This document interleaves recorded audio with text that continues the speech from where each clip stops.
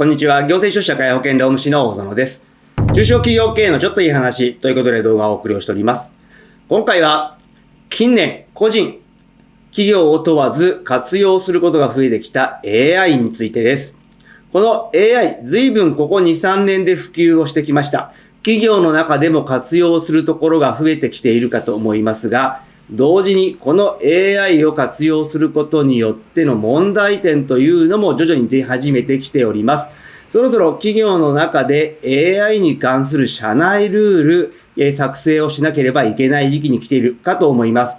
また同時にですね、この AI に関しては AI デバイドと言われる活用知識の格差が問題になってきておりますので、この AI デバイドについても解説をしていきたいと思います。今回の概要ですけれど、まずは今現状の生成 AI の活用状況について見ていきたいと思います。日本の中でどのくらいの企業が使っているのか、そして国際的に見た中で日本の生成 AI 活用割合、その問題点、またその生成 AI を活用することでのトラブルなどについても解説し、では自社の中で社内ルールとして生成 AI 活用のルールを作成するときのポイント5つ取り上げた上で、では生成 AI 活用する際のまとめをしていきたいと思います。まずは今現状の生成 AI の活用状況について見ていきたいと思います。日本を含め諸外国3カ国、全4国でですね、生成 AI の活用状況を取り上げております。やはりですね、中国に関しては生成 AI の活用が非常に進んでいると言えるかと思います。企業の生成 AI の利用率というのは 95.8% ということで、ほぼ全ての企業で活用していると言っても過言ではないかと思います。一方、日本において生成 AI を活用している企業は約半分、55.2% となっております。この世界的な状況を見ていくと、日本はまだまだ今後生成 AI 企業の中に普及をしていくというのが読み取れるかと思います。ではですね、この生成 AI 導入に関しての懸念事項を見ていきたいと思います。日本において一番懸念として挙げられているのが 30.1% で、効果的な活用方法がわからないというもので、やはりですね、アメリカ、ドイツ、中国に比べてまだまだ導入割合が低いことで、効果的な活用ができていないというのがわかるかと思います。それと同時にですね、次に多いのが 27.6% で、社内情報の漏洩などのセキュリティリスクを懸念をしている企業が多いことがわかるかと思います。こういった中で、やはりですね、生成 AI、便利ではありますけれど、一方で社内情報の漏洩といった問題点が出てくるかと思います。では、生成 AI を活用することでのトラブルや問題点について取り上げてみていきたいと思います。大きくはですね、3つ挙げられるかと思います。機密情報の漏洩とプライバシーの侵害のリスク。また、著作権、知的財産権の侵害。そしてハルシネーションと言われるものの問題点。この3つかと思います。まずはですね、機密情報の漏洩とプライバシー侵害のリスクについてですけれど、やはり生成 AI 活用していく中で入力情報がサービス提供者に利用され、サーバーに蓄積をされるということになりますので、それが漏洩することによって企業の競争優位性を損なうという深刻な問題が指摘をされています。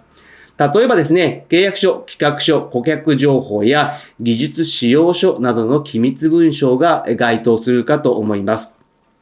また、一方で著作権、知的財産権の侵害というのも指摘されています。第三者の知的財産権を侵害をして、その結果企業が法的トラブルに巻き込まれるリスクというのが指摘されています。この、財産権等に関しての侵害は2025年以降かなり活発化されてきておりまして、著作権の侵害というものと記事のただ乗りですね、無断利用といったところが非常に問題になっています。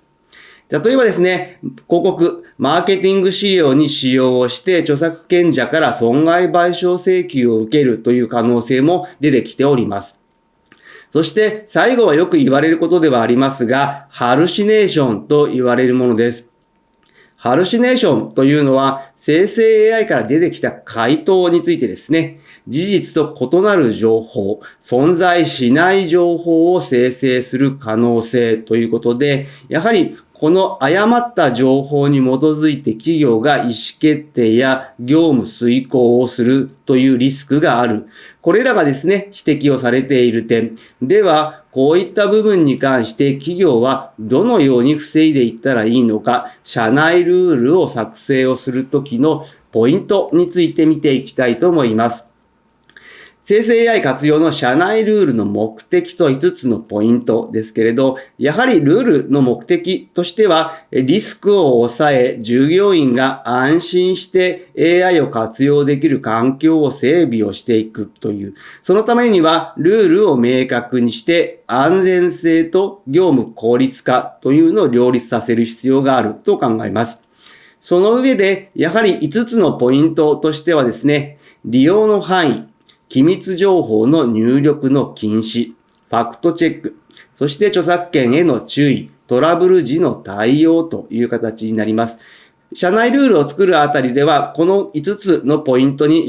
重点を置いて作成をするかと良いかと思います。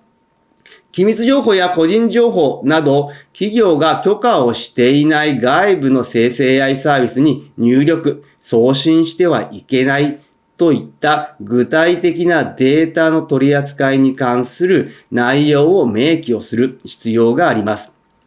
そして、またですね、出てきたものに関して、従業員自身が事実の確認、いわゆるファクトチェック、そして権利侵害の有無を確認をする責任を負う、そういった明記が必要かと思います。また、誤って情報を入力をしてしまった場合などの報告フロー、そしてトラブルがあった場合のフローなどについても、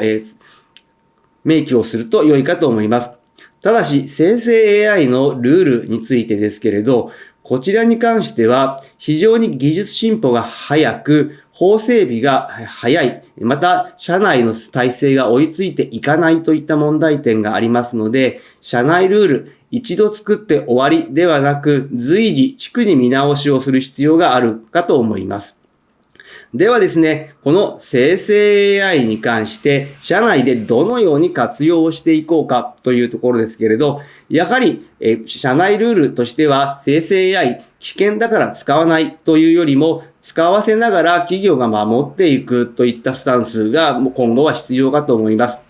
もうすでに2027年度から高校の教科書においては、科目、教科を問わず AI に関しての内容が取り上げられております。もう高校から AI に関する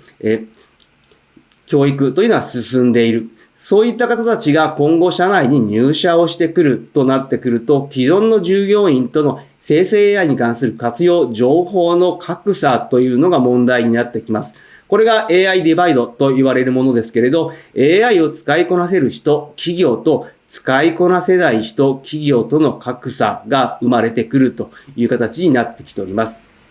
したがって、今後ですね、入社する従業員と既存の社内の AI の認識、ルール、スキルにギャップが出てきて、AI デバイドによって給与が二分化をしていくという可能性が出てきます。